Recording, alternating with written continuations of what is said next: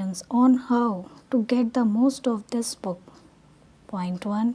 If you wish to get out the most of this book, there is one indispensable requirement, one essential, infinitely more important than any rule or technique. Unless you have this one fundamental requisite, 1,000 rules on how to study will avail little. And if you do have this cardinal endowment, then you have achieved wonders without reading any suggestions for getting the most out of a book. What is the magic requirement? Just this, a deep, driving desire to learn, a vigorous determination to increase your ability to deal with people. How can you develop such an urge? By constantly reminding yourself how important these principles are to you. Picture to yourself how their mastery will aid you in leading a richer, fuller, happier, and more fulfilling life. Say to yourself over and over, my popularity, my happiness, and sense of worth depends to no small extent upon my skill in dealing with people. Point 2. Read each chapter rapidly at first to get a bird's eye view of it. You will probably be tempted then to rush on the next one. But don't, unless you are reading merely for entertainment, but if you are reading because you want to increase your skill in human relations. Then go back and reread each chapter thoroughly. In long run, this will mean saving time and getting results. Point 3. Stop frequently in your reading to think over and what you are reading. Ask yourself just how and when you can apply each suggestion. Point 4. Read with a crayon, pencil, pen, magic marker, or highlighter in your hand. When you come across a suggestion that you feel you can use, draw a line beside it. If it is a 4-star suggestion, then underscore every sentence or highlight it or mark it with asterisk. Marking and underscoring a book makes it more interesting and far easier to review rapidly. I knew a woman who had been office manager for a large insurance concern for 15 years. Every month she read all the insurance contracts her company had issued that month. Yes, she read many of the same contracts over month after month, year after year. Why? Because experience had taught her that that was the only way she could keep their provisions clearly in mind. I once spent almost 2 years writing a book on public speaking, and yet I found I had to keep going back over it from time to time in order to remember what I had written in my own book. The rapidity with which we forget is astonishing. So, if you want to get a real, lashing benefit out of this book, don't imagine that skimming through it once will suffice. After reading it thoroughly, you ought to spend a few hours reviewing it every month. Keep it on your desk in front of you every day.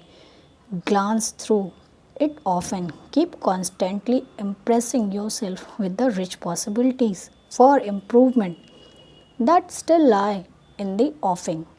Remember that the use of these principles can be made habitual only by a constant and vigorous campaign of review and application. There is no other way. Point 6. Bernard Shaw once marked, if you teach a man anything, he will never learn. Shaw was right. Learning is an active process. We learn by doing. So, if you desire to master the principles you are studying in this book, do something about them. Apply these rules at every opportunity. If you don't, you will forget them quickly. Only knowledge that is used sticks in your mind. You will probably find it difficult to apply these suggestions all the time. I know because I wrote the book, and yet frequently I found it difficult to apply everything I advocated. For example, when you are displeased It is much easier to criticize and condemn than it is to try to understand the other person's viewpoint. It is frequently easier to find fault than to find praise. It is more natural to talk about what you want to talk, about what the other person wants, and so on. So, as you read this book, remember that you are not merely trying to acquire information, you are attempting to form new habits. Ah, yes, you are attempting a new way of life that will require time and persistence and daily application. So, refer to these pages often. Regard this as a working handbook on human relation. And whenever you are confronted with some specific problem, such as handling a child, winning your spouse to your way of thinking, or satisfying an irritated customer, hesitate about doing the natural thing, the impulsive thing. This is usually wrong. Instead, turn to these pages and review the paragraphs you have underscored. Then try these new ways and watch them achieve magic for you. Point 7. Offer your spouse, your child, or some business associate a dime or a dollar every time he or she catches you violating a certain principle. Make a lively game out of the mastering these rules. Point 8. The president of an important Wall Street bank once described in a talk before one of my classes a highly efficient system he used for self improvement.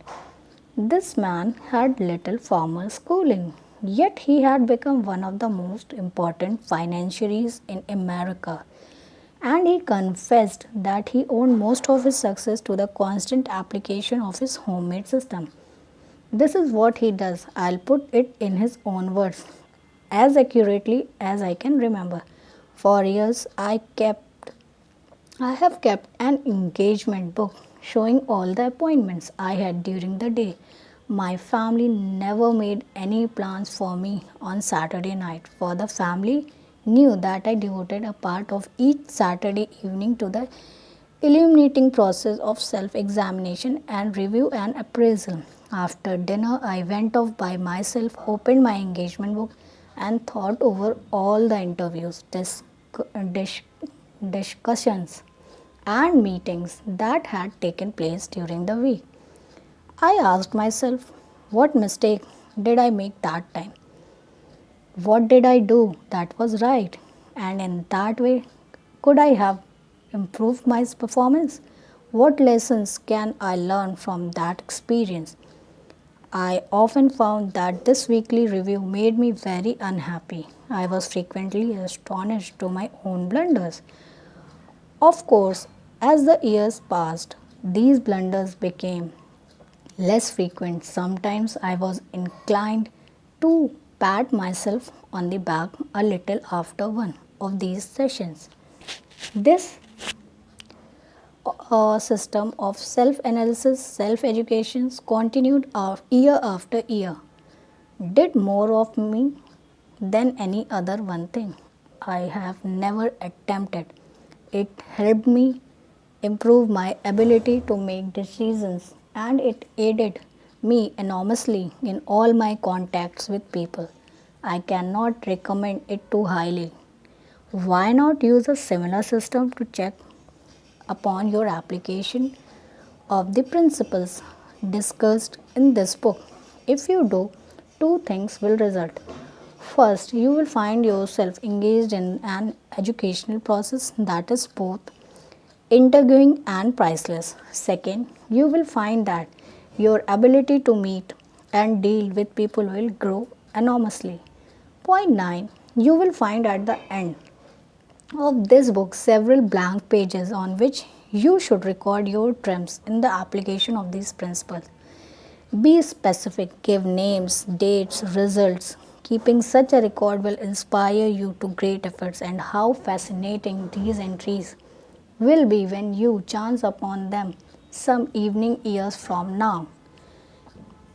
In order to get the most out of this book, develop a deep, driving desire to master the principles of human relations. Read each chapter twice before going on to the next one. As you read, stop frequently to ask yourself how you can apply each suggestions. Underscore each important idea. Review this book each month. Apply these principles at every opportunity. Use this volume as working handbook to help you solve your daily problems. Make a lively game out of your learning by offering some friend a dime or a dollar every time he or she catches you violating one of these principles. Check up each week on the progress you are making.